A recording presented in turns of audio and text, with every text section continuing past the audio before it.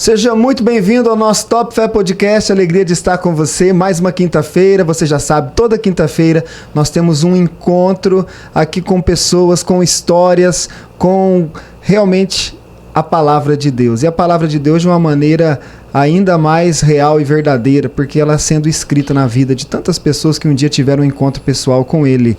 Por isso eu convido você a compartilhar este episódio de hoje. Envie para o máximo de pessoas que você puder.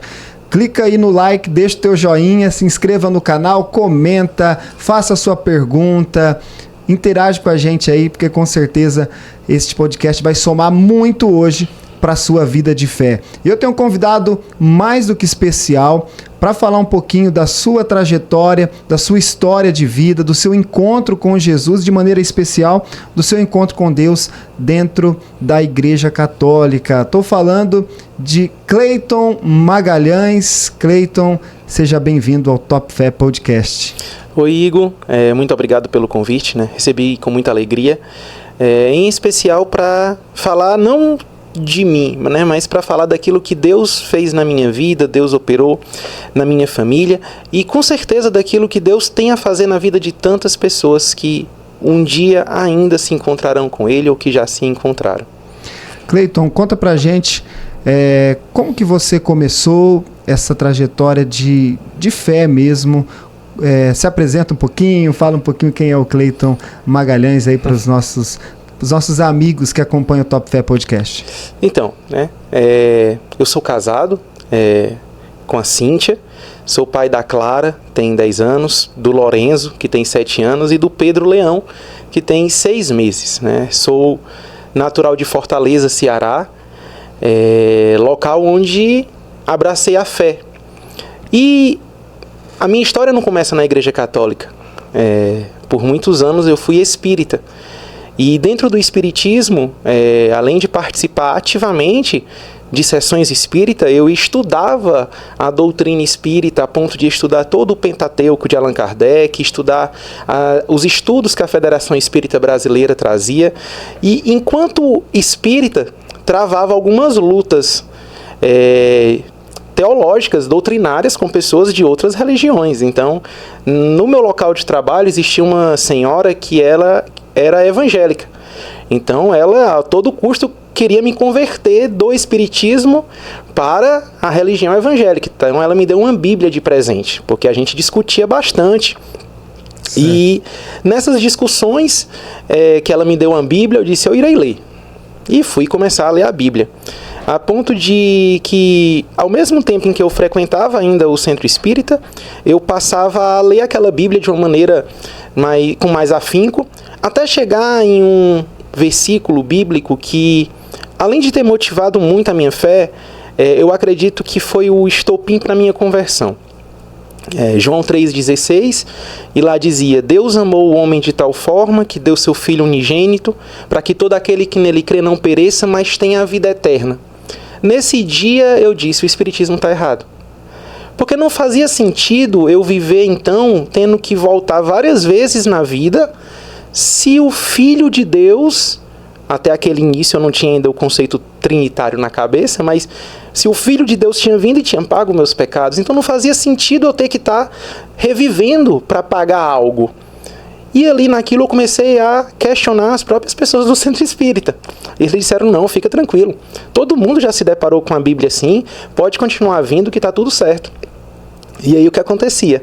Eu ia para o centro espírita, que acontecia as sessões no sábado, e entre o centro espírita e a casa da minha avó, que era onde eu ficava, existia uma paróquia chamada Nossa Senhora das Graças, que é a paróquia do bairro onde eu vivi, nasci, morei. E aí estava tendo missa. Então sempre eu saía do centro espírita, passava e parava na missa. Não entendia nada que estava acontecendo. Era uma igreja muito lotada, então eu ficava mais ou menos próximo à saída. Você chegava a entrar na igreja? Chegava a entrar. Eu participava da missa, mas eu não entendia. Então eu não comungava, eu não fazia nada. Eu só ia vendo curiosidade. O que o povo ia fazendo, eu ia fazendo igual. Mas não comungava. Pelo menos isso eu tinha consciência que eu não poderia fazer. Entendi. Mas achava bonito os nomes, porque projetavam lá o nome homilia. Nunca tinha visto aquele nome na minha vida. Isso eu estou falando, eu tinha 19 anos. E eu achava aquilo bonito, achava bonito o padre falando. Mas algo que sempre me chamou a atenção era quando o padre fazia a consagração. Eu não entendia que aquilo era uma consagração. Mas eu achava muito real o olhar dele para a Eucaristia. Eu não entendia o que era Eucaristia, eu não entendia o que era uma consagração, mas a verdade que ele apresentava ali me fazia ter certeza que era Jesus que estava sendo apresentado para mim. Mas ali eu não deixava de ir para o centro espírita, eu continuava indo. Então, ia para o centro espírita, ia para a missa, ia para a casa da minha avó. E isso foi se prolongando. A ponto de que um determinado dia, eu saindo da missa, uma amiga minha de escola, muitos anos que não conversava com ela, mandou uma mensagem no Facebook e disse: Cleiton, a comunidade Shalom vai fazer um seminário de vida no Espírito Santo para universitários. Você não tem interesse em participar? E aí eu disse para ela com muita sinceridade, eu disse: olha, eu não sei o que é seminário de vida, eu não sei bem como que funciona essa história do Espírito Santo, mas eu sou universitário, então eu vou participar. E isso era uma experiência de final de semana na comunidade Shalom. Acontecia no Centro Espiritual Santa Terezinha. Isso lá no Ceará. No Ceará, em Fortaleza, Ceará. E aí eu dei esse meu sim e fui para lá. No que eu fui, o seminário de vida da comunidade Shalom, ele acontece um pouco diferente do que é o da Renovação Carismática. Então ele acontece em um final de semana inteiro. Todas as pregações acontecem no final de semana, a gente entra na sexta-feira, fica sem comunicação ali, entra num retiro fechado e só sairemos novamente no domingo. Nesse local foi onde eu tive a grande experiência do batismo no Espírito Santo, a grande experiência de decisão de não querer mais fazer parte do Espiritismo e a decisão de buscar ter uma vida nova agora com Cristo. Naquele dia ali eu brinco com o pessoal que no domingo eu saí querendo batizar até o mundo com as mãos, batizar no Espírito Santo. Passasse um cachorro eu não queria saber, vem cá, vamos entrar para a igreja, porque realmente foi um momento transformador na minha vida, né? Então eu sempre agradeço muito essa minha amiga, o nome dela é Roberta, foi o canal de Deus para apresentar para mim o batismo no Espírito, apresentar para mim a Igreja Católica, que eu não conhecia ainda, e de operar essa transformação, né? De eu sair do Espiritismo e ir para me tornar um verdadeiro católico. Então, mais ou menos, até aí foi esse início da minha conversão. E aí, depois desse encontro, você começou a questionar mais a respeito do Espiritismo e questionar um pouquinho mais também a respeito de como estava a sua posição em relação à igreja, e aí você já amadureceu essa questão com relação a vamos dizer assim, a sua busca por Jesus na Igreja Católica. Como foi isso? Então, depois desse final de semana, como um seminário de vida no Shalom, ele funciona assim: acontece o seminário, na semana seguinte passa a ter grupos de orações para as pessoas que participaram daquele seminário. Então lá na comunidade Shalom tem os centros de evangelização. Ou seja, logo depois que eu fiz o seminário de vida, naquele final de semana, no final de semana seguinte eu fui chamado a participar de um grupo de oração do Shalom. E aí eu fui para esse grupo de oração. Então, no centro de evangelização acontece o grupo de oração e logo em seguida a missa. Desse dia em diante, eu nunca mais passei a ir para o Espiritismo. E aí lá no Shalom foi onde eu entrei no que a comunidade chama de Caminho da Paz, que são etapas de formação e de encontro com o Senhor, né? Então tem ali a primeira etapa, que é um ano, que chama-se etapa querigmática, onde a gente vai ter ali aquele primeiro anúncio de Cristo. Nisso, eu comecei a buscar mais estudar a doutrina da igreja, buscar mais a entender a palavra de Deus, que é um fruto do batismo no Espírito Santo. O fruto do batismo no Espírito Santo não é só uma reação exterior, não é só uma reação sentimental, é uma reação interna tão forte que nos faz amar e desejar cada vez mais a palavra de Deus e a doutrina da igreja. E aí nisso, eu passei a participar do grupo de oração, local onde eu conheci minha esposa, né? A minha esposa Cíntia, ela já era da comunidade, já era da obra da comunidade Shalom. Já participava. Inclusive ela serviu no meu seminário de vida. Só que eu não conhecia ela no seminário de vida, né? Mas ela serviu lá. Ela era do Ministério de Dança, de Música e Artes, perdão. E aí ela lá no meu retiro ela estava servindo. E aí no Shalom, né? No centro de evangelização, chamava Centro de Evangelização Ronaldo Pereira, que é lá na Parquelândia, em Fortaleza, foi onde eu conheci ela. E aí a gente começou algo que chama de caminhada, né? Dentro da comunidade a gente faz algumas formas de namoro. Então o namoro ele não é simplesmente eu quero namorar com uma pessoa. Então primeiro a gente conversa com os nossos coordenadores de grupo de oração, que chamam-se pastores. e aí eles vão rezar junto conosco para discernir se é tempo de namoro ou não. Então foi mais ou menos assim que a gente foi se conhecendo lá na comunidade e passou a namorar. Que maravilha. O que fez a diferença na tua vida foi essa experiência com a pessoa do Espírito Santo, né? Você falou da questão do batismo no Espírito Santo. As pessoas estranham porque pensam assim, nossa, mas então é um encontro que ele chegou lá, ele foi batizado e aí colocaram água na cabeça dele e ele saiu dali já batizado para a Igreja Católica. Não é isso, não é bem assim, gente. O batismo no Espírito Santo, ele não é o batismo que nós recebemos na igreja, mas é um fruto, né, desse encontro com Deus, porque a gente chama de batismo no Espírito ou efusão do Espírito Santo, né? Ou seja, a efusão, o Espírito Santo está em você, só que às vezes está adormecido pela sua falta de busca, né? Porque a gente se desencontra em alguns momentos da vida, mas o Espírito Santo não nos abandona, ele está ali, está adormecido, né? Como um exemplo bem simples de entender, é como se você pegar um achocolatado, colocar dentro de um copo com leite, e aí você mexe e deixa ele ali por alguns minutos. O que vai acontecer? O leite vai começar a clarear, aquele Nescau vai começar a ir lá para o fundo do copo e fica parado ali, né? O que precisa fazer? Aí se você toma, não tem aquele sabor do achocolatado, é o sabor do leite puro. O que você tem que fazer? Você tem que colocar a colher ali e mexer para que o sabor possa voltar, para que a cor possa voltar, para que a essência do que está ali possa realmente fazer a diferença na vida de quem está recebendo. Então, a efusão do Espírito Santo, né, de uma maneira simplória, né, para explicar para você aqui, é justamente esse mexer de Deus na nossa vida. Quando a gente se abre para Ele e, através da oração, o Espírito Santo, Ele que já está em nós, né, pela graça de Deus, ele vem para fora, e aí os dons se manifestam, os carismas se manifestam, a graça de Deus se manifesta, e para você isso foi algo que marcou a sua vida, foi um divisor de águas, Cleiton. Isso, com certeza essa foi a divisão na minha vida com relação ao caminhar com Deus, né? É claro que sempre é bom a gente entender que Deus não nos ama só a partir desse momento, né? Deus não me amou só a partir do momento em que eu fui batizado no Espírito. Deus me ama. E esse amor dele, inclusive nas adversidades ou no que acontecia antes, me preparou para quando eu encontrasse ele, eu entendesse aquilo ao qual ele me chamava, né? Sobre esses encontros, é sempre importante a gente dizer, e é algo que eu trago muito no coração. O Papa Bento XVI, quando ele escreve Deus Carita Est, logo no número 1, ele fala de que o ser cristão não é sobre uma decisão ética, não é sobre algo que eu realize, mas é sobre alguém que eu encontro. E alguém que eu encontro que muda a minha trajetória de vida. Esse é o ser cristão. E isso lá dentro da comunidade Shalom, que foi onde eu tive o meu primeiro anúncio, foi crucial para a minha vida. Porque eu tive um verdadeiro encontro. E como você disse, não é um batismo sacramental. Até porque eu não tinha ainda o batismo sacramental. Não porque eu achasse que não tivesse, mas porque realmente eu não sabia que não tinha ele ainda, né? Mas Deus quis me encontrar.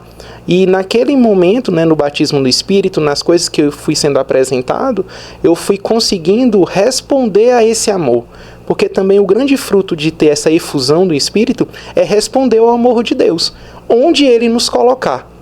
E essa experiência tua com o amor de Deus, ela fez aflorar ainda mais o desejo de buscar o batismo sacramental. Conta um pouquinho disso pra gente, Cleiton. Então, na verdade, foi assim.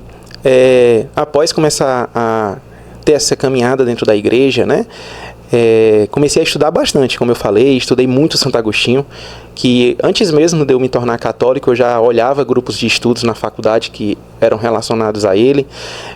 Passei a ler muito o catecismo, passei a ler a palavra, a ponto de que, com o tempo de caminhada com a minha esposa no namoro, a gente foi casar. E aí, na parte de apresentação de documentos, a sacristia, né, a secretaria da igreja pede a documentação. E como a gente conhecia o padre na paróquia São Pedro e São Paulo, fica lá no Quintino Cunha, também em Fortaleza, Ceará. E aí eles pediram a documentação, e aí eu disse, olha, o batistério eu tenho, a minha mãe disse que tem meu batistério guardado embaixo da cama. Todas as mães guardam os documentos embaixo da cama, né? A minha não seria diferente. E ela disse, não, eu tenho o seu batistério guardado. E ela disse, então tá bom, a gente conhece vocês aqui. Quando for o período, um mês ali antes do casamento, você traz pra gente poder organizar a documentação. Eu falei, perfeito. E aí levei o batistério, levei a documentação. Quando eu chego lá com o batistério, que ela olha, ela disse, Cleiton, tá muito estranho, porque esse bispo que está escrito aqui no batistério, eu não conheço. Eu já estou aqui nessa secretaria há 20 anos. Esse padre que está aqui, que está fazendo o seu batismo, também não conheço. Vamos ter que perguntar para a Cúria se tem algum registro disso lá. Aí eu falei, não, perfeito. Aí eles entraram em contato com o pároco, né? O pároco foi fazer o questionamento lá na Cúria. E aí constatou-se algo que talvez se repita com muitas pessoas. O documento do meu batismo era da Igreja Católica Brasileira. Não era da Igreja Católica Apostólica Romana. Nossa! E por quê, né? Essa Igreja Católica Brasileira são pessoas que se vestem de padres, alguns se vestem de bispos, e assim, eles se apresentam como sacerdotes, e muitas pessoas que não têm tanto a convivência com a igreja, de estudo de documento, de ler muitas coisas, né? Não é só que seja leigo, mas é porque realmente assim, não tem aquela cultura no Brasil de estar atrás de tudo isso.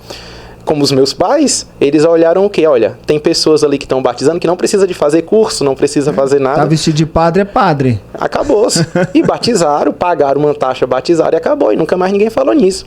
Então, isso acontece quando eu tenho 22 anos. Eu fui descobrir com 22 anos e um mês antes do meu casamento que o meu batismo não era da Igreja Católica Apostólica Romana. De maneira que, se você não tem o batismo, que é o sacramento de iniciação à vida cristã, é o sacramento que coloca você dentro do corpo místico de Cristo e te torna filho de Deus, você não pode receber os demais sacramentos. E o matrimônio é um sacramento próprio daqueles que são batizados. Então gerou toda uma confusão.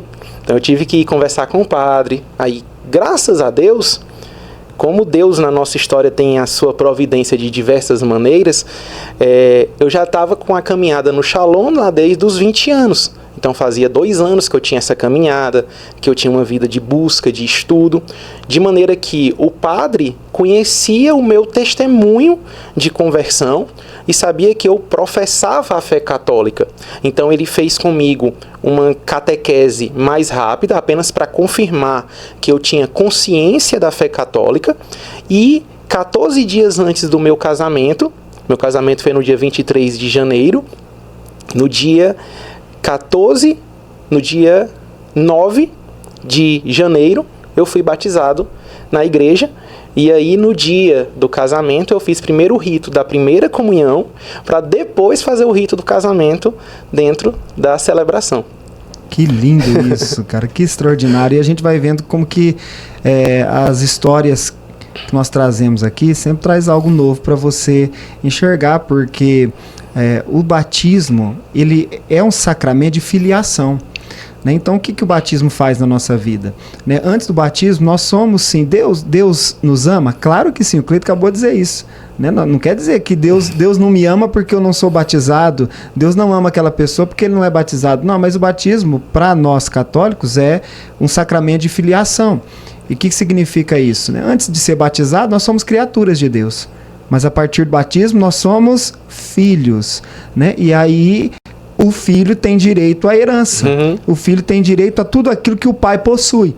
Por isso que, para receber os outros sacramentos da igreja, eu preciso antes receber a porta, né, de todos os sacramentos, que é o batismo. Então, para você que nos acompanha, talvez você não é batizado ainda, mas frequenta a igreja, tem pessoas que inclusive comungam sem ser batizadas, né? Porque não dá para o padre ficar monitorando todo mundo. Isso. Não dá para saber se a pessoa foi, se não foi, ela vai, né? Vai porque tem algumas pessoas até mais antigos, né? Pessoal mais velho, que às vezes fala assim, eu tenho Deus no coração, né? Então nem procura saber se a mãe batizou, se era a Igreja Católica Apostólica Romana, se era outra, né, expressão de fé.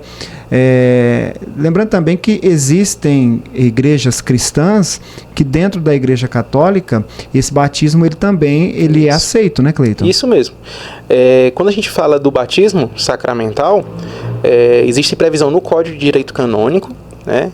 Lá a partir do parágrafo 849, de cânon 849 em diante, ele vai tratar sobre isso. Mas tem 3 coisinhas principais, para a gente não olhar todas as religiões que vão ter ali comunhão, que a igreja sempre vai analisar para perceber, para certificar-se de que um batismo ele foi válido. O primeiro é a matéria, né? Que é o uso da água. Então, é necessário ter a água para o batismo. O segundo requisito é a fórmula trinitária, né? Então, é o batismo em nome do Pai, do Filho e do Espírito Santo. E o terceiro é a intenção do batismo, né? Que não é um batismo apenas de conversão, não é o batismo apenas da metanoia, só apenas da mudança de pensamento, mas é um batismo de filiação, como você falou. É o batismo que eu me torno filho segundo a ordem da graça.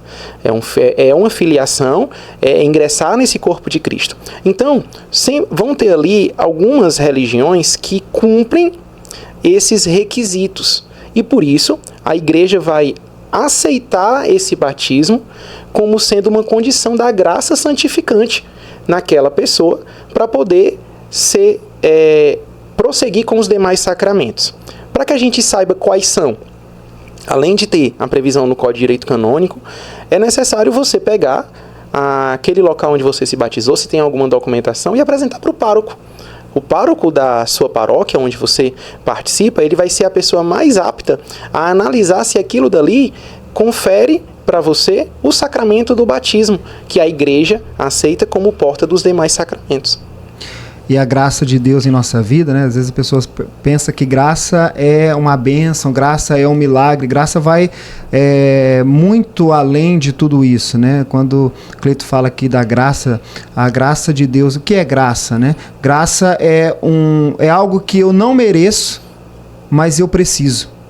É algo que eu não mereço, mas eu necessito de Deus. Então, quando Deus derrama uma graça em nossa vida, graça santificante, ou seja, nós não merecemos a salvação, mas por graça de Deus em nossa vida, pelo amor de Deus em nossa vida, Ele quer para nós esta salvação, a ponto de ter dado seu Filho por nós na cruz. Então, graça é algo que eu não mereço, mas eu preciso, né? E nós precisamos do batismo. Eu não mereço ser chamado filho de Deus, mas por graça de Deus Ele me acolhe como filho, Ele nos acolhe, né, como filho.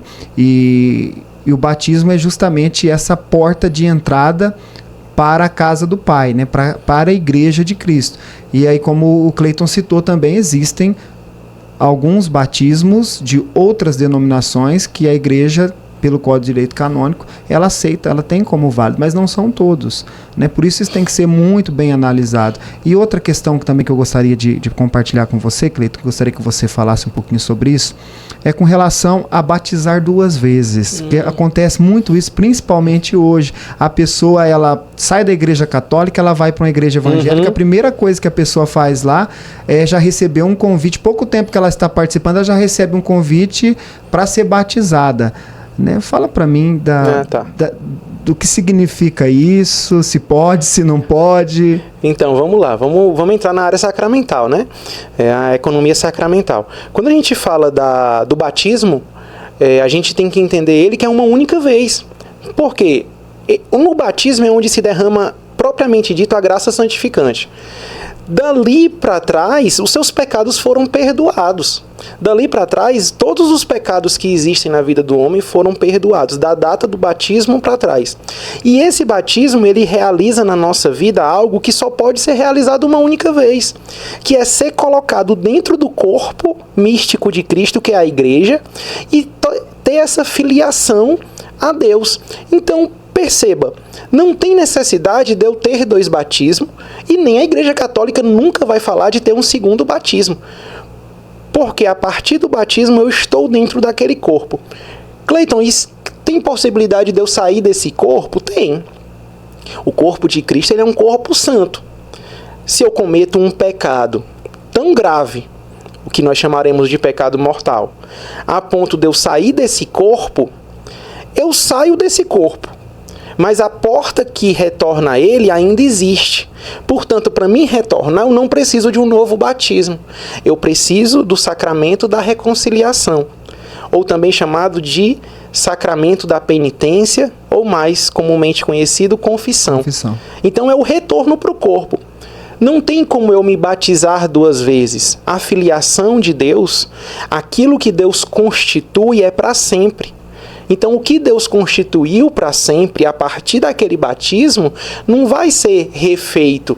Ele vai ser necessário eu retornar através da porta que ele deixou, mas não um novo batismo. A gente vê em algumas denominações que a pessoa peca, batiza de novo, peca, batiza de novo, peca, batiza de novo. Não é assim que funciona o batismo da Igreja Católica.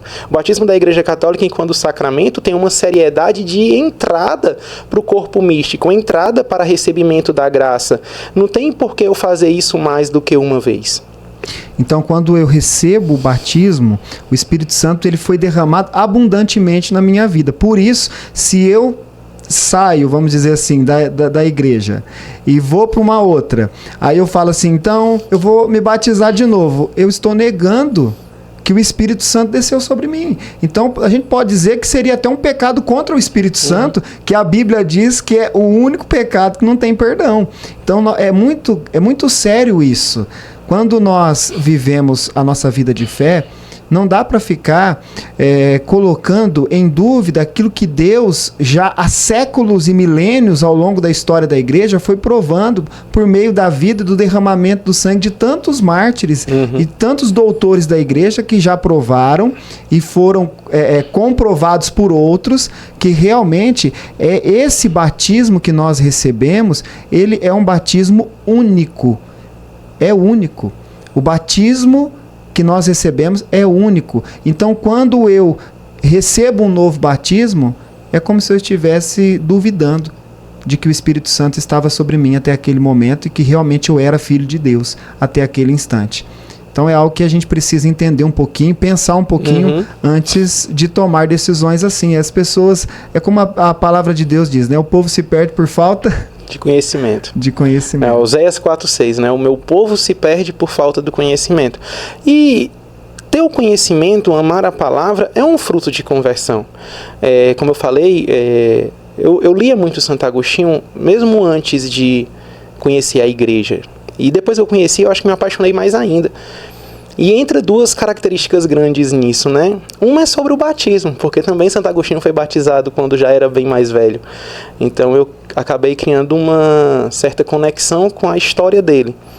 E Santa Mônica, ao pedir que Santo Agostinho fosse batizado mais velho, se olharmos a história, ela pediu para retirar o nome dele dos catecúmenos de quando ele era mais novo. Santa Mônica é a mãe de Santo Agostinho. Ela fez isso justamente por ter conhecimento do que o batismo faz na vida de alguém.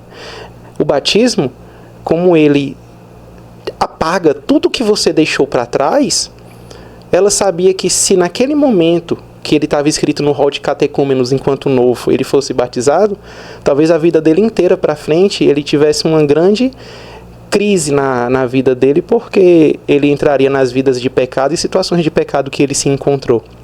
Então, quando ele é batizado mais velho, tudo aquilo que ele viveu para trás é absorvido pela graça santificante do batismo, né?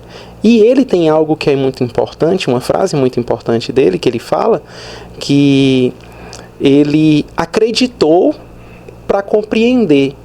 Santo Agostinho, que teve ali uma grande luta em virtude de ter visto questões dos maniqueístas, ter participado também de outras doutrinas, outras religiões antes da Igreja Católica, ele vai dizer que ele precisou primeiro acreditar, ou seja, ele precisou ter fé para que ele compreendesse o que a Igreja trazia, o que Deus trazia. Mas aí ele diz, eu compreendi mais para crer melhor. Então, ele fez um caminho que é o chamado de todo católico, de todo cristão. Ele acreditou para compreender, mas depois ele começou a compreender mais, ele começou a ler mais, ele começou a estudar mais, para que a fé dele não fosse uma fé rasa, para que a fé dele fosse uma fé profunda. E diante das dificuldades, as dificuldades encontrassem nele uma fé profunda.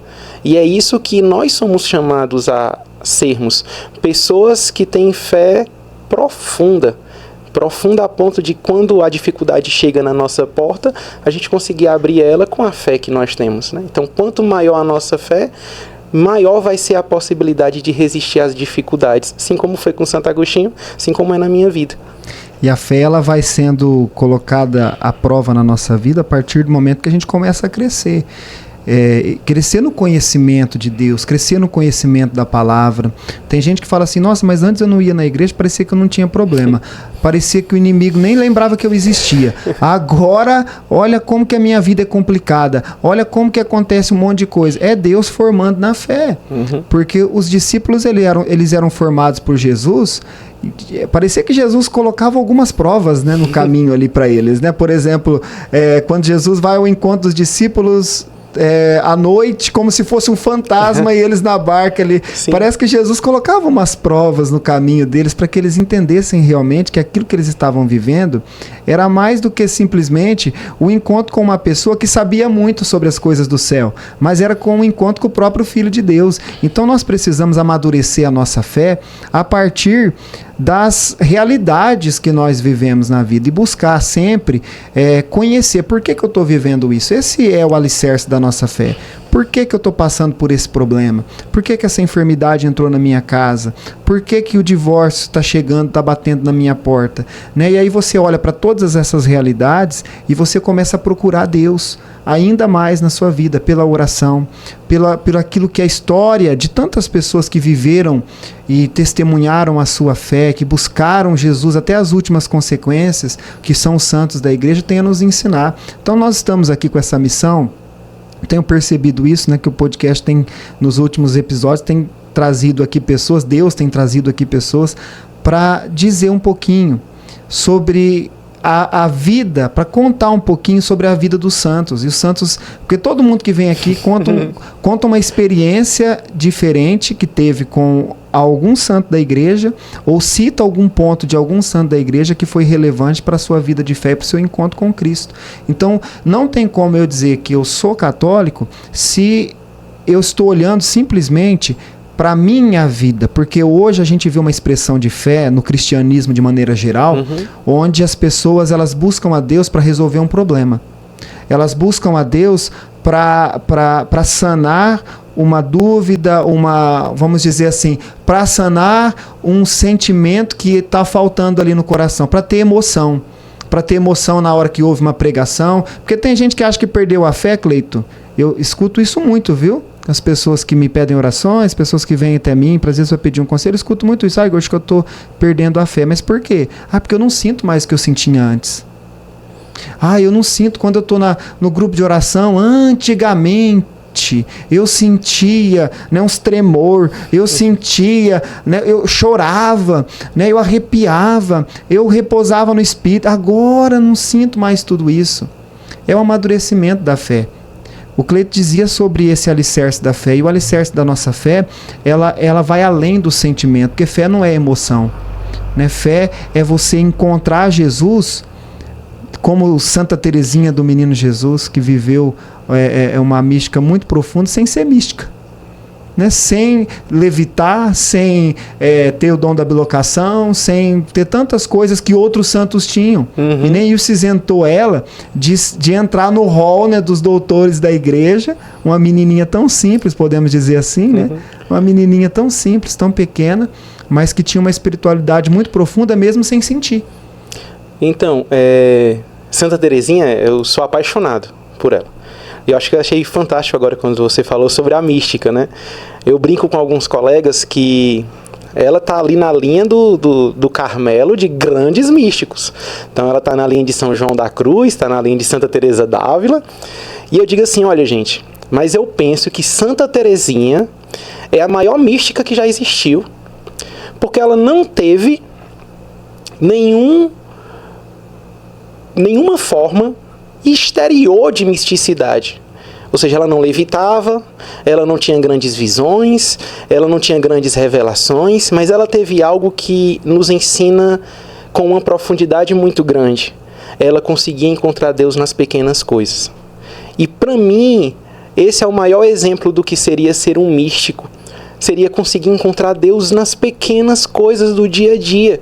Ela conseguia encontrar Deus até nas respostas ruins que as pessoas davam para ela, até nas dificuldades que ela passava, no momento da sua morte, as suas últimas palavras são: meu Deus, eu vos amo. A ponto de, a todos que estavam ali, perceber a dor que ela sentia. E mesmo sentindo grande dor, ela proclamar o amor de Deus. Então eu brinco muito que isso é ser místico também. É a gente conseguir olhar para as dificuldades do nosso dia a dia, olhar para as adversidades, com esse olhar pequeno que Santa Teresinha tinha, de uma criança que confia em tudo no que o Pai está trazendo na vida dela. E aí a gente pode pensar, né? Ao invés da gente olhar para esses problemas que a gente tem e dizer assim, por que Deus não me tira esses problemas, a gente passa a pensar: o que Deus pode me ensinar com esse problema? O que Deus pode me ensinar com essa tempestade? O que Deus pode me ensinar com essa dificuldade? Né? E Santa Teresinha enfrentou muito isso. Tem uma história dela que eu acho sempre muito, muito bonito, que é sobre como as pessoas tratavam ela, né? Diz que tem uma certa irmã chamada São Vicente de Paulo, que era muito rude com as pessoas dentro do Carmelo. E nenhuma das outras irmãs gostavam dessa irmã São Vicente de Paulo. Só que elas percebiam que Santa Teresinha estava sempre rindo para a irmã São Vicente de Paulo. E aí elas chegaram a questionar: Teresinha, por que essa irmã, só citando para as pessoas entenderem, não é o São Vicente de Paulo, não é os vicentinos, viu, gente? É a irmã São Vicente de Paulo. E ela disse: irmã, mas por que você sorri para ela? Por que você... Se a gente vê que ela trata todo mundo tão ruim, inclusive você. E aí Santa Teresinha diz assim: eu trato ela bem porque ela sofre sendo quem é. E isso é de um significado tão grande que faz com que a gente olhe para as pessoas assim: será que aquela pessoa que me trata mal porque ela quer o meu mal ou porque ela tem uma história de vida que faz ela ser daquele jeito? E isso revela o amor que Teresinha tem por até aqueles que trataram mal ela, né? Então, eu acho muito importante a gente conhecer esse conceito de Santa Teresinha, de ser pequena ao ponto de olhar para as pessoas que tratam mal e dizer: essa pessoa sofre sendo quem ela é.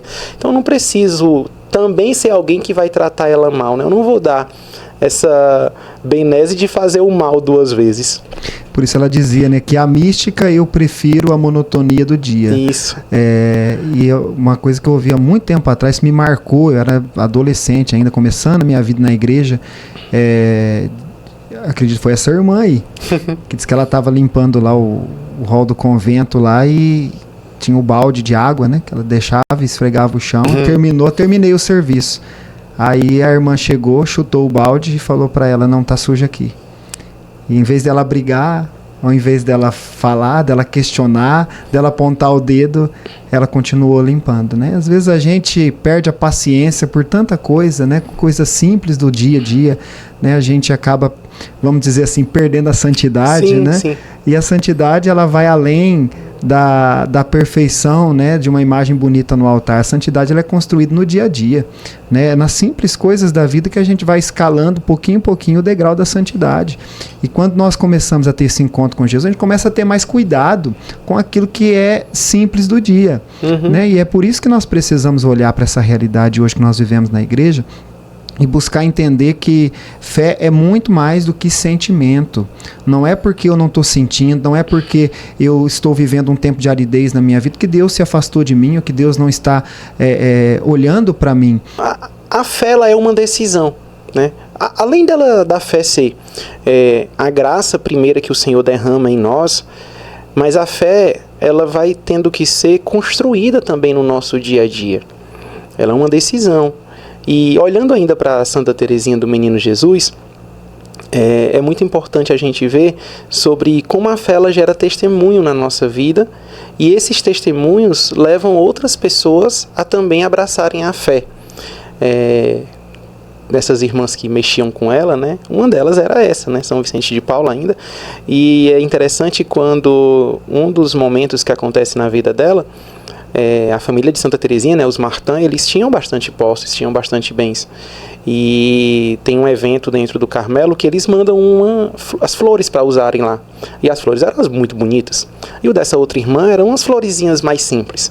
Então as da Teresinha estavam na frente e os da irmã um pouco mais atrás. E essa irmã olhou e disse assim: olha como Teresinha é. É alguém altamente soberba, quer deixar as flores dela na frente. E aí Santa Teresinha, olhando, disse assim: irmã, é verdade. Eu irei colocar essas flores agora atrás e as suas na frente.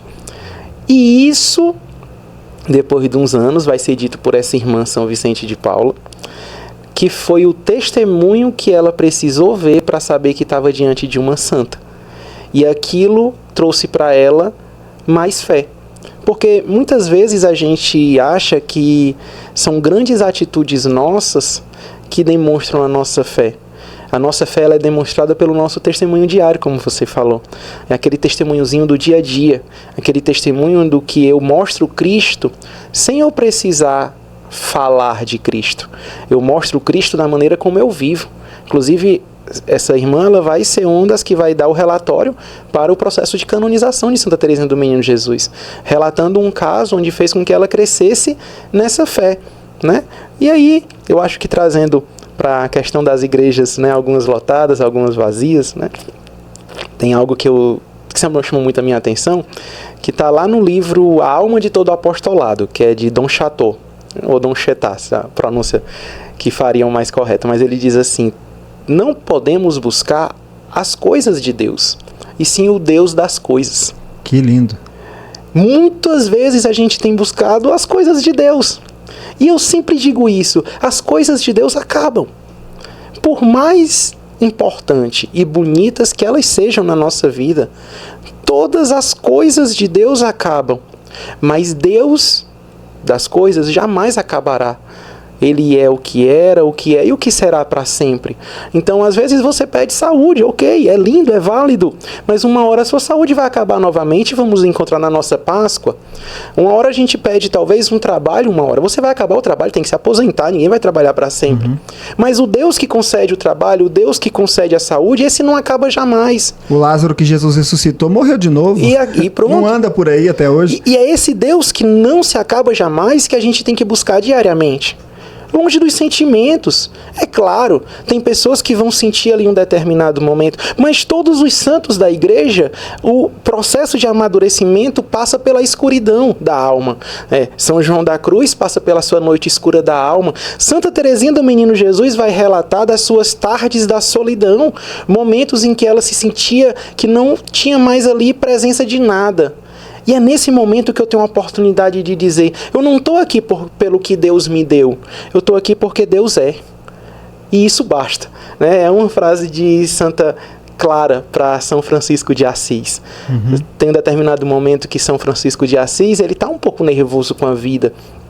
Ele tem feito toda a estrutura da sua comunidade franciscana, tem feito as regras de vida, e de repente o povo começa a brigar com ele, começa a excluí-lo, e ele está muito triste. E Santa Clara chama São Francisco de Assis de pai, né, Pai Francisco, e aí ela diz: Pai Francisco, Deus colocou algo no meu coração para dizer para o Senhor. Deus é, e isso basta. E naquele momento não precisou de nenhuma frase a mais para São Francisco entender. Até aquilo que é a sua obra até hoje franciscana, que é tão grande, tão maravilhosa, não pode ser maior do que Deus. Então ele tranquiliza o coração dele. Então, diante de tudo que as pessoas falavam contra ele, de tudo que as pessoas faziam contra ele, ele começou a sempre refletir essa frase: Deus é, isso basta. Não preciso mais de nada. Né? É aí o crescimento da fé. A gente não precisar de grandes músicas, não precisar de grandes teatros, não precisar de grandes acontecimentos para a gente se decidir por Deus no nosso dia a dia. Porque a partir do momento que eu tenho um encontro com Deus, eu preciso entender que a minha vida ela vai continuar do mesmo jeito. Agora, a questão que vai mudar aí é o meu posicionamento diante das dificuldades que eu vou enfrentar. Porque às vezes a pessoa sai de um encontro, um retiro igual esse que você vivenciou, e acha assim: ó, agora meus problemas acabaram. Né? Agora Deus vai colocar os anjos para guardar o meu caminho, o pneu do carro não vai estourar mais, né? O cartão de crédito vai passar toda vez que eu colocar ele na maquininha, não vou mais ter que preocupar com minhas contas, não vou mais ter que não, Jesus falou, né, quando entrardes para o reino de Deus, né, renuncia-te a si mesmo, toma minha cruz e me siga. Ou seja, para seguir Jesus, nós vamos ter as cruzes diárias, vamos ter as provas diárias, vamos viver das situações que todo mundo vive. inclusive aqueles que não conhecem a Deus, né? Porque o problema, a tribulação, ela acontece na vida de qualquer pessoa. Agora, como você está enfrentando esse problema é que vai dizer, né, que grau está a sua fé. Por isso os santos, eles nos ensinam de maneira muito poderosa isso. O grau elevado da fé não é a levitação, não é, a emoção, não é estar em 2 lugares ao mesmo tempo, ou tantos dons extraordinários como fazer milagres, curar pessoas. Isso não é prova de fé. Isso é uma graça que Deus faz através daquela pessoa, sendo um instrumento na vida do outro para que Deus realize um plano de salvação. Agora, o que realmente mostra se a pessoa tem fé ou não é a vivência. É o teu testemunho, é o seu posicionamento diante de uma realidade, onde todo mundo está indo para um lado, você vai falar assim, ó, eu vou puxar para outro, porque Deus me mostrou. E se Deus mostrou e você sabe que realmente aquilo que você está fazendo está em comunhão com aquilo que Deus pede de você, então a gente não se importa, como os santos não se importaram, muitas vezes se colocar até diante de um tribunal, tendo como prova a própria vida, colocando em jogo a própria vida para defender a fé. Né? Hoje a gente percebe que as pessoas estão mais preocupadas em defender aquilo que é passageiro, aquilo que é transitório. A gente está preocupado hoje com o corpo, a gente está preocupado hoje com o bem material, a gente pede para Deus tantas coisas, né? Mas só uma é necessário, como ele falou para Marta, né? Só uma é necessária, e essa é estar do lado de Jesus, é viver essa experiência diária com Ele. Né? Então comece a colocar a sua vida diante de Deus, olhando um pouquinho sempre para a história de vida dos santos, né? E enxergar que essa amizade com Deus, ela vai sendo estreitada quando nós realmente conhecemos Ele, porque a amizade, ela só existe quando existe intimidade. Nossa, perfeito falar sobre a intimidade. E algo que eu acho que tem que ficar muito claro para todas as pessoas, e algo que eu me cobro muito. Nós não podemos viver uma fé de aparências. A gente não pode viver um testemunho de aparências. Eu tenho brincado, né? Porque quando a gente tem um encontro com Cristo, aquele primeiro encontro, ou até quando a gente entra num grupo de oração, a gente começa a participar da igreja, é muito comum as pessoas terem blusas novas de santos, terem crucifixo. Eu uso aqui o meu crucifixo da Renovação Carismática, usa o terço, usa tudo. Mas não é apenas o exterior. O exterior é importante. Mas não pode ser apenas o exterior que é transformado na nossa vida. Tem que ser principalmente o interior. A cruz que salva não é aquela cruz que a gente segura na mão, é aquela cruz invisível. Aquela cruz invisível que nós temos que sustentar junto com Cristo. Aquela cruz invisível que nos chama a ser amigos da cruz. E sendo amigos da cruz, dá testemunho de vida em todos os lugares. Que muitas vezes a gente tem visto são pessoas que testemunham muito bem dentro da igreja. Pessoas que testemunham muito bem dentro de grupo de oração. Mas talvez aquele testemunho não chegue na escola onde ela está, não chegue na faculdade, não chegue na família. E talvez por isso, muitas vezes, o mundo ainda não tenha encontrado verdadeiros pregadores. Porque às vezes a gente acha que o pregador é o que fala, mas o pregador é o que testemunha. Né? O Papa Paulo VI, ele falava isso na Evangelii Nuntiandi, que as pessoas escutam mais o testemunho do que os sábios. E se escutam os sábios é porque eles são testemunhos. Esse testemunho que nós precisamos dar não pode ser restrito a um lugar. Esse testemunho de fé, esse testemunho de conversão, não pode ser só no exterior. Eu tenho brincado atualmente com as pessoas e tenho falado disso, porque atualmente eu sou professor da faculdade lá em Fernandópolis, do curso de Direito. E aquele lugar é minha terra de missão. As pessoas às vezes dizem, Deus confia missões, assim como ele falou para Jeremias, né? Queria confiar nações para Jeremias. Mas às vezes a primeira nação que o Senhor tem confiado é o teu trabalho. A primeira nação que o Senhor tem confiado é a tua família. Às vezes o Senhor não vai colocar você para pregar lá na Ásia. Não vai colocar você para pregar na Europa, mas está colocando você todos os dias para testemunhar para alguém que precisa conhecer pessoas que abraçaram a fé e vivem a fé que abraçaram. Vivem com testemunho, vivem como batizados no Espírito. E esse testemunho precisa vir de dentro para fora. E quando vem de dentro para fora, muitas e muitas pessoas passam a olhar e dizer: o que eu preciso fazer para ter uma fé desse jeito? Esses dias uma irmã teve uma mãe que faleceu e eu cheguei no velório. E a primeira coisa que essa irmã fez foi dizer para mim: Cleiton, minha mãe está no céu. E eu olhava, não tinha choro, não tinha desespero. Aquela irmã naquele dia eu disse: isso é um testemunho de vida. Porque ela sabe que aqui a morte não é o fim da gente. Mas se naquele momento ela tivesse talvez chorado, gritado, esperneado, era aceitável que é um luto. Mas ela não permaneceu daquele jeito, ela viveu o que ela testemunha. E é isso que a gente precisa ter no nosso dia a dia. O testemunho, ele fala mais do que uma experiência que às vezes a gente busca viver de maneira extraordinária, porque é no testemunho que nós provamos a nossa fidelidade a Deus. Diz que certa vez, eu gosto muito de história, diz que certa vez tinha um menino estava vendo o pai dele construir uma cerca no quintal de casa. Aí o pai estava lá com o martelo, batendo prego na madeira, e o menino do lado, olhando, chegou tão perto que começou a atrapalhar o pai, fazer sombra ali. E aí o pai falou: menino, se afasta um pouco, o que você está fazendo aqui? Vai para dentro, vai fazer outra coisa. E o menino vinha, colocava a cabeça e ficava ali, olhando para lá, olhando para cá. O pai: menino, por que você está aqui me rodeando? Prestando tanta atenção no que eu estou fazendo, você está querendo ajudar também? Não, pai, não quero ajudar não, só estou esperando para ver o que o senhor vai falar depois que o senhor martelar o dedo. Muito bom, muito bom. Então é isso que muitas vezes as pessoas esperam de nós que servimos a Deus. Você que, né, eu que estou aqui com o microfone ligado todo dia chegando na tua casa, com a live da manhã, toda semana com podcast, no rádio todo dia. Às vezes as pessoas ficam olhando, e alguns esperando um deslize, né? A luz que te guia é mais forte que os olhos que te cercam. Você precisa entender isso. Mas os olhos cercam. Nós vamos ter sempre na nossa vida pessoas que vão orar por nós e pessoas que vão estar ali do nosso lado simplesmente para ver até que ponto o nosso testemunho de cristão vai prevalecer. Ah, Igor, mas eu sou perseguido. Ah, mas estão me perseguindo. Se estão te perseguindo é porque você está na frente. Então isso já é algo muito positivo. Segundo, a pessoa que hoje talvez te critica ou está do seu lado sendo uma pedra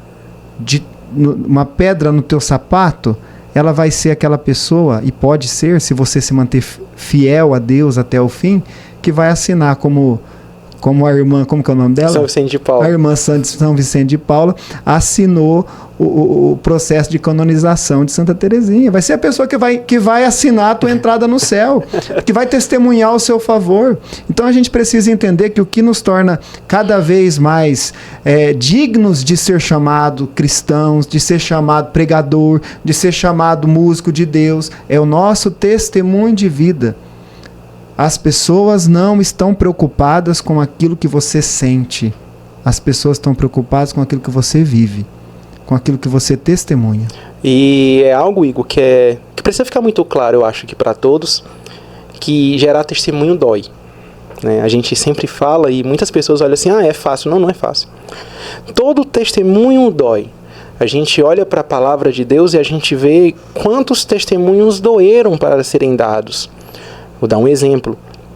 Nossa Senhora, logo após ter o anúncio de que seria mãe do rei, mãe do Salvador, ela podia ter ficado: eu vou pegar um trono, eu vou me sentar. Não. A palavra diz que ela sobe para ir ao encontro de Santa Isabel, né? Santa Isabel morava na região de... comprar um enxoval agora pro quartinho. Não, ela sobe. E a palavra diz que ela sobe apressadamente. Ali inicia-se apresentadamente um testemunho de dor, porque é alguém que está grávida. A gente sabe que a gestação gera risco, a gestação gera dor, mas a palavra diz: ela sobe apressadamente ao encontro da sua parenta Isabel. E ela sobe, a região de Ain-Carim ficava distante de onde ela estava. Então ela vai ali e vai passar 3 meses ainda. Ela vai passar um tempo ainda com Isabel. Ela vai cuidar da criança.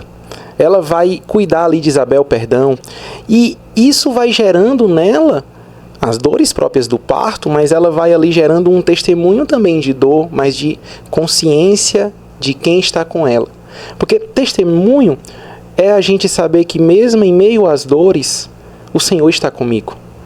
E o Senhor que está comigo, Ele me sustenta em meio às dificuldades.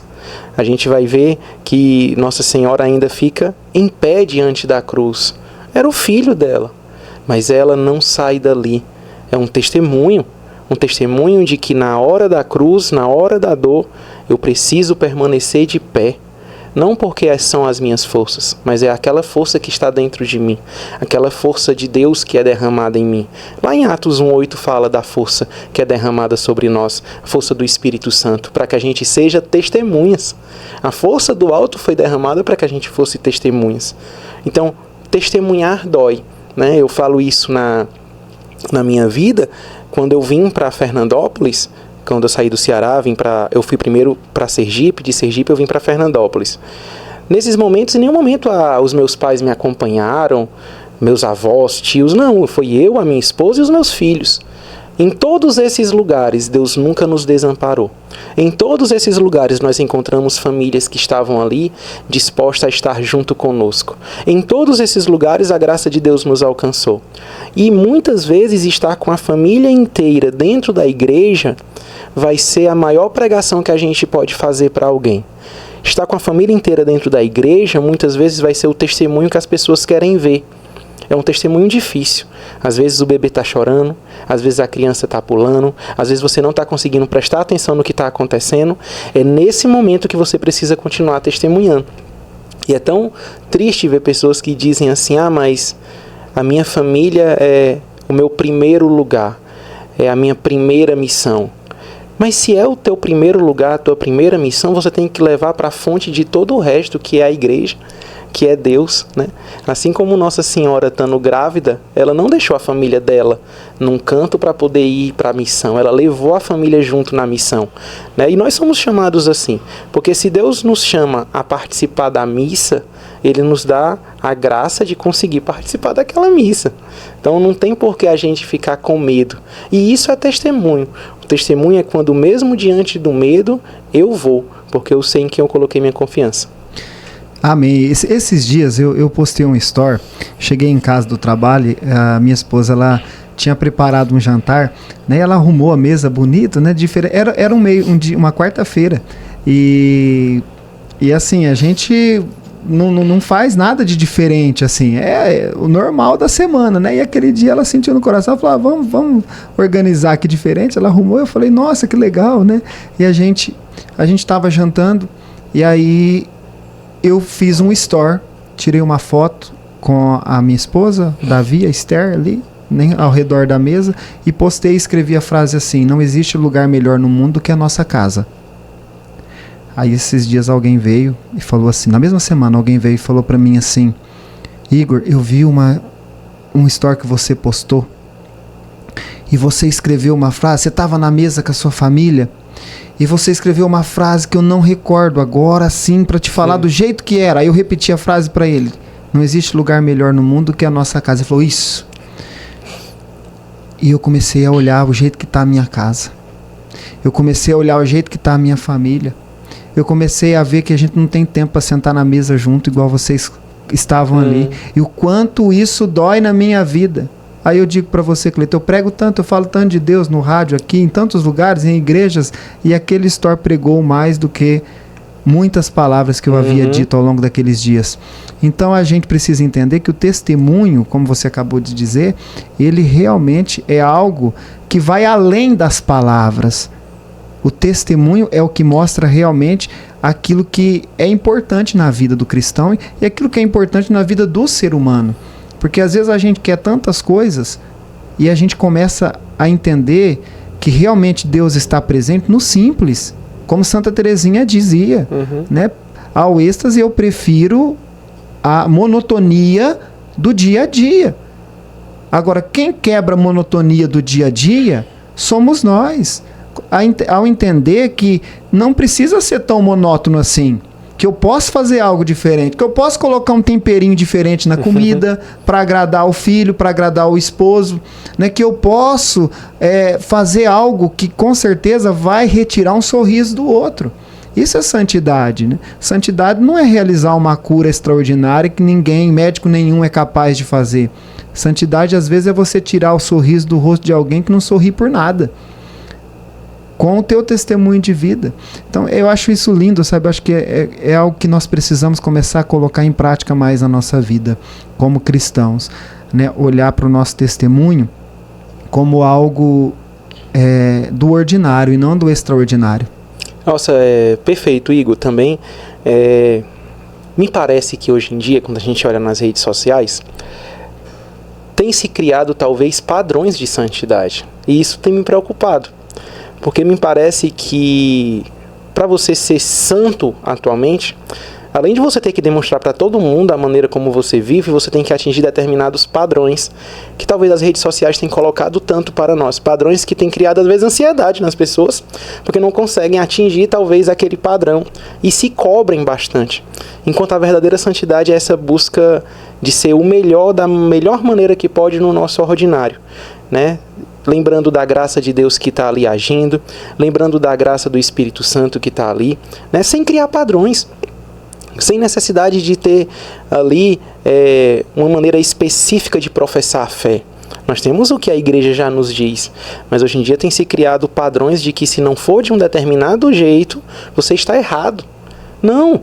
É a graça do ordinário, é a graça do dia a dia, é a graça do buscar a Deus a todo momento, né? É engraçado quando você falou sobre, você falar a sua frase sobre a casa, né? O melhor lugar que você... repete para mim a frase. O melhor lugar do mundo é a nossa casa. A nossa casa. E é importante a gente ver isso na igreja, porque o nome paróquia é segunda casa, né? Justamente porque o primeiro altar é aquele altar que está dentro da nossa casa. O primeiro altar é dentro do nosso lar. A paróquia vem do grego paróquia, segunda casa. A primeira igreja é a igreja doméstica. É a igreja doméstica. É o lugar onde no matrimônio os noivos celebraram com a testemunha do padre. É o único sacramento que não é o padre que está celebrando, ele está testemunhando. Os noivos é quem estão celebrando aquele casamento diante de Deus. É por isso que nós não temos divórcio. A igreja não divorcia ninguém. A igreja tem a anulação do casamento dizendo que ele nunca existiu, mas não que está desfazendo o casamento. Deixei de gostar. Não, agora... não existe. E ali naquela casa onde você fez os votos, onde você fez as promessas, é o lugar onde você vai ser chamado a testemunhar a Cristo, em primeiro lugar. E isso leva a nós a pensarmos, será que nós estamos testemunhando isso dentro da nossa casa, aquele Cristo que nós vivemos? Ou quando a minha esposa fala mais alto comigo, eu retruco com um grito? Ou quando meus filhos fazem algo que me desagradam, eu sou desagradável com eles? E de repente eu chego na igreja, vou servir na igreja e sou uma flor de pessoa com todo mundo. Isso não é testemunho, isso é falsidade. E falsidade não gera santidade. O que gera santidade é testemunho que é gerado na dor. Às vezes você vai ter que renunciar a algo que você gosta de comer para que seus filhos comam. Verdade. Às vezes você vai ter que renunciar a uma maneira que você gosta de assistir televisão para que a sua família possa ter a sua presença na mesa. E isso às vezes vai doer, mas é o testemunho que é feito a partir da dor que te leva para o céu. E mais, leva a família inteira para o céu. Tem gente que mostra os dentes pros de fora e arranja os dentes pros de dentro, É né? verdade. Tem muito disso. Pros de fora vive mostrando os dentinhos, pros de dentro arranja os dentes. Isso. E é algo que a gente brinca aqui falando, mas é algo muito comum que a gente vê hoje nos lugares. Né? Dentro de casa, porque a pessoa está ali comigo, eu acho que eu tenho o direito então de falar o que eu quero, de fazer o que eu quero, né? De agir como eu bem entendo, e não é assim, né? É triste a gente ver que as pessoas que nós mais amamos são as que mais nos ferem muitas vezes, e também o inverso acontece. As pessoas que nós mais amamos são também as que nós mais ferimos em alguns momentos, porque a gente acha que essa intimidade ela constrói ao nosso redor uma redoma de proteção. Ah, não, eu posso falar o que eu bem entendo, porque a pessoa ela não vai embora de casa. Não é assim. A gente precisa aprender a viver o amor dentro do seio familiar, também colocando limites. Enquanto a gente fala de santidade, nós ainda não somos santos. Enquanto a gente fala sobre Deus, nós não estamos ainda no céu. Então nós vamos ter dificuldades, nós vamos inclusive ter momentos de quedas, momentos de fraquezas. E é nesse momento que é preciso a gente ter a oportunidade de voltar e ter a vontade de voltar para Deus, né?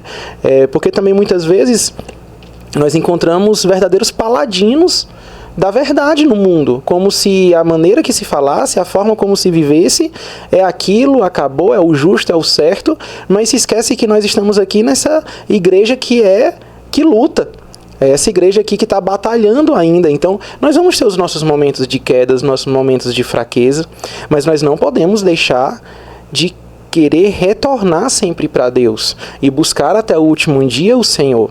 E isso é interessante quando você falava sobre como o mundo quer transformar a igreja, né?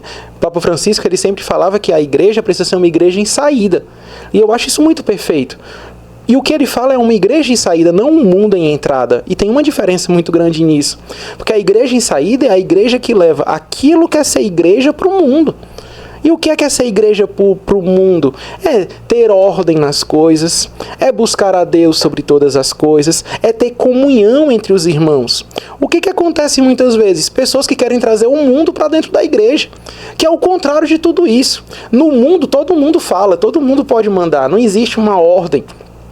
No mundo, as coisas acontecem da maneira como as pessoas melhor querem, não como é melhor para Deus. E às vezes a gente vê isso se refletir na celebração eucarística. A celebração eucarística é um culto a Deus. Só que muitas pessoas hoje em dia querem fazer um culto para se sentirem bem. Então acabam exagerando e fazendo coisas que não deveriam estar, por exemplo, na liturgia. Então perceba, a nossa igreja ela tem sim que ser uma igreja em saída, mas não pode ser uma igreja em saída que deixe suas portas abertas ao ponto de transformar o que é ser igreja pelo que o mundo prega. Então a gente tem que fazer esse caminho de ida, né? Não o caminho de trazer e transformar as coisas ruins, né, aqui dentro da igreja.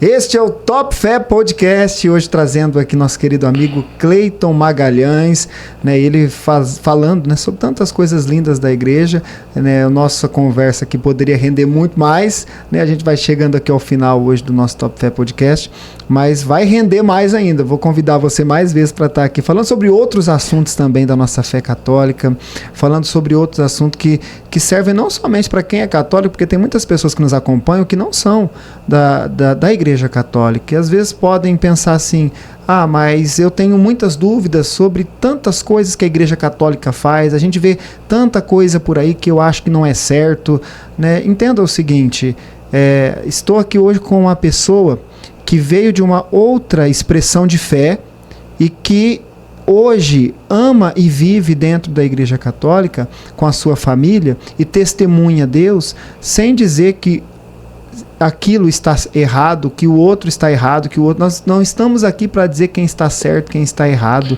o que é certo, o que é errado. Não é isso. Estamos aqui simplesmente para apresentar para você, talvez, uma igreja que você, mesmo estando dentro dela, não conhece.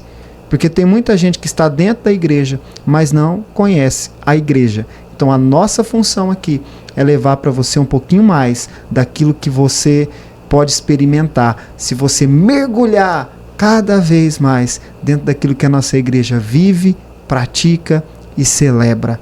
Então vamos ter muito mais assunto pela frente aqui, viu, Cleiton?